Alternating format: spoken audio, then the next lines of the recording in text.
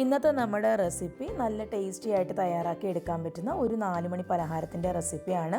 അപ്പോൾ എല്ലാവരും തീർച്ചയായും ട്രൈ ചെയ്ത് നോക്കുക.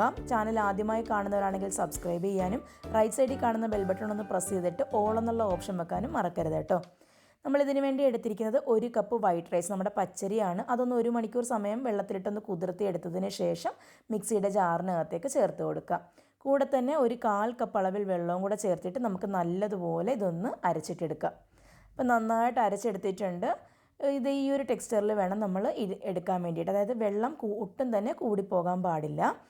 ഇനി നമ്മളിതാ ചേർത്ത് കൊടുക്കുന്നത് ചെറുപഴം ആണെന്നുണ്ടെങ്കിൽ 2 എണ്ണം വരെ ചേർത്ത് കൊടുക്കാം. ഞാനിപ്പോൾ റോബസ്റ്റയാണ് എടുത്തിരിക്കുന്നത്, അതുകൊണ്ട് തന്നെ 1 എണ്ണമേ ചേർത്ത് കൊടുക്കുന്നുള്ളൂ. ഇനി ഇതിലേക്ക് ഒരു 1.5 അച്ച് ശർക്കര എടുത്തിട്ടുണ്ട്. അപ്പോൾ അതുകൂടെ നമ്മളൊന്ന് ചേർത്ത് കൊടുക്കണം. ഒരു 2 ടേബിൾ സ്പൂൺ മാറ്റി വെച്ചിട്ട് വേണം നമ്മൾ ബാക്കിയുള്ള ശർക്കരയാണ് ഈ ഒരു സമയത്ത് ചേർത്ത് കൊടുക്കേണ്ടത്. ഒരു നുള്ളു വെള്ളവും കൂടെ ചേർത്തിട്ട് ഒന്ന് അരച്ചെടുത്തിട്ട് നമ്മൾ ഈ ഒരു മാവിലേക്ക് ചേർത്ത് കൊടുക്കുക.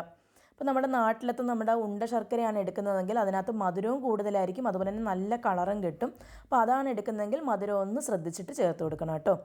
അപ്പോൾ ഇനി ഇതെല്ലാം നന്നായിട്ട് മിക്സ് ചെയ്തതിന് ശേഷം ഒരു 4 ടേബിൾ സ്പൂൺ അരിപ്പൊടിയും ഒരു നുള്ളുപ്പും പിന്നെ നമ്മൾ ബാക്കി വെച്ചിരുന്ന ശർക്കരയില്ലേ അതുകൂടെ ചേർത്തിട്ട് നമുക്ക് നല്ലതുപോലെ ഇതൊന്ന് യോജിപ്പിച്ച് കൊടുക്കണം.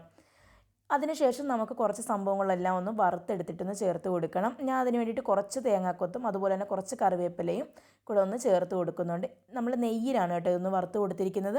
നമ്മൾ ഇതിനകത്തേക്ക് നമുക്ക് വേണമെന്നുണ്ടെങ്കിൽ ഒരു 2-3 ചെറുള്ളിയും കൂടെ കയ്യിലുണ്ടെന്നുണ്ടെങ്കിൽ മാത്രം ചേർത്ത് കൊടുക്കുക. ഇനി നമ്മൾ എണ്ണ നന്നായിട്ടൊന്ന് ചൂടായി വന്നിട്ടുണ്ട്. ആ ഒരു സമയത്ത് നമ്മൾ ഒരു കയ്യിൽ മാവ് ഇതൊന്ന് ഒഴിച്ചു കൊടുക്കാം. മുകൾ ഭാഗമൊക്കെ അത്യാവശ്യം നല്ലതുപോലെ ഒന്ന് വെന്ത് അതിൻ്റെ ഒരു കളറ് മാറി വരുന്ന സമയത്ത് വേണം നമ്മളിതൊന്ന് തിരിച്ചിട്ട് കൊടുക്കാൻ വേണ്ടിയിട്ട്. നിങ്ങൾക്ക് ഈ വീഡിയോ ഇഷ്ടമായിട്ടുണ്ടെങ്കിൽ തീർച്ചയായും ലൈക്ക് ചെയ്യാനും ഷെയർ ചെയ്യാനും മറന്നു പോകരുത്. അതുപോലെ തന്നെ നിങ്ങളുടെ അഭിപ്രായങ്ങളും നിർദ്ദേശങ്ങളും നമുക്ക് കമൻറ്റായിട്ട് പറയാനും മറക്കണ്ട കേട്ടോ. അപ്പോൾ അതാ ഇത്രയേ ഉള്ളൂ. ഞാനെല്ലാം വറുത്തെടുത്തിട്ടുണ്ട്. കാണാനൊക്കെ നമ്മുടെ ആ ഒരു നെയ്യപ്പത്തിൻ്റെയൊക്കെ ആ ഒരു ഇതുണ്ട്. പക്ഷേ നമ്മൾ വളരെ ഇൻസ്റ്റൻ്റായിട്ടും അത്രയും ഇൻഗ്രീഡിയൻസ് ഒന്നും ചേർക്കാണ്ട് തന്നെയാണ് നമ്മളിത് തയ്യാറാക്കി എടുത്തിരിക്കുന്നത്.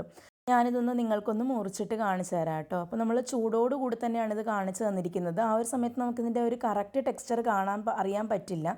അപ്പം അത് നമ്മൾ തണുത്ത് കഴിയുമ്പോഴത്തേക്കിനും നല്ല ഒരു ടെക്സ്ചറും അതുപോലെ തന്നെ കഴിക്കാനും ടേസ്റ്റ് തണുത്ത് കഴിയുമ്പോഴത്തേക്കിനാണ്.